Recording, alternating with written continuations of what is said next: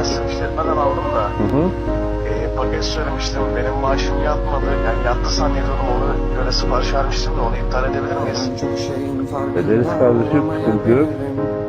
Ya ben maaş yattı diye biliyordum da yatmamış meğersem. Yok sıkıntı yok kardeşim, iptal ederiz ya, problem yok. Tamam. Tamam. Teşekkür ederim. Kusura bakmayın abi. Ben sana bu paketi getiririm güzel kardeşim.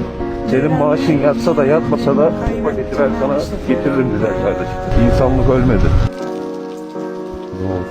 Bırak beni ben kazanayım bu kez hepimizin yerini. Küllerimize bile garip alemin. Kardeşim siparişini getirdim. Şöyle vereyim. Olsun ben getirdim kardeşim. Afiyet olsun, sıkıntı yok. Benden yana helal olsun abi, problem yok. Tamam, afiyet olsun, görüşürüz.